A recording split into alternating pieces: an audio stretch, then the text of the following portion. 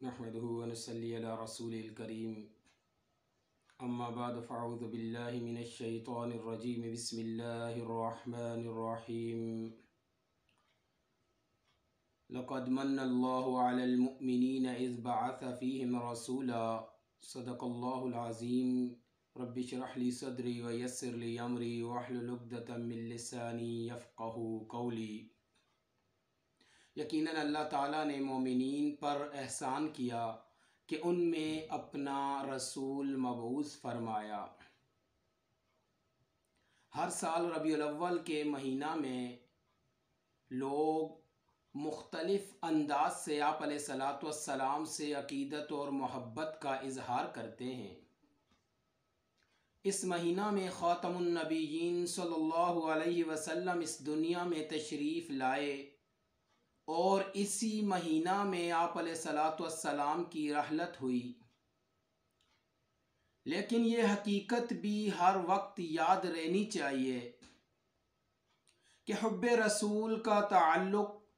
نہ کسی خاص مہینہ سے ہے، نہ ہی کسی خاص مکان اور دن سے۔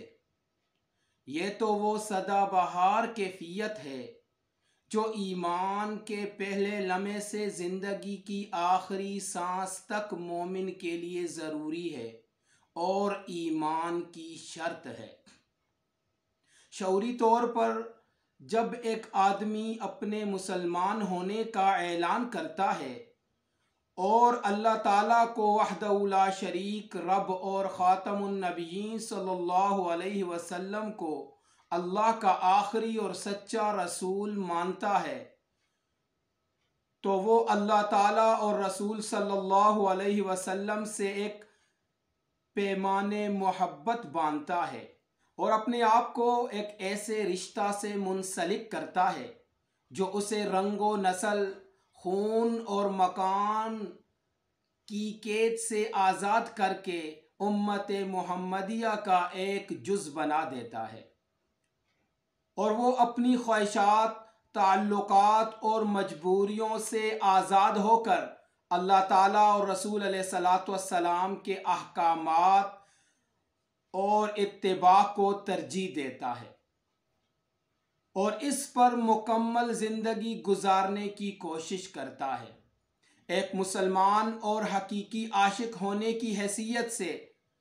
اس کو یہ زیب نہیں دیتا، بلکہ اس کے لیے یہ ناجائز ہے کہ اس کی زندگی اللہ اور رسول علیہ السلام کے احکامات سے مختلف بسر ہو۔ محترم و معزز عاشقان رسول،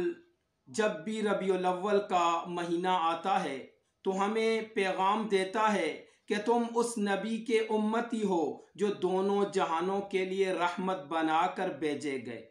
اور جو تمہارا حقیقی قائد و رہنما ہے، جو تمہارا محسن ہے۔ ان سے اپنی محبت کا ثبوت دو، ان کے احکامات کے مطابق اپنی مکمل زندگی بسر کرو، تبھی تم حقیقی مومن اور حقیقی عاشق ہو۔ اللہ تعالیٰ سے دعا ہے کہ عمل کرنے کی توفیق عطا فرمائے۔ وآخر دعوانا ان الحمد للہ رب العالمین۔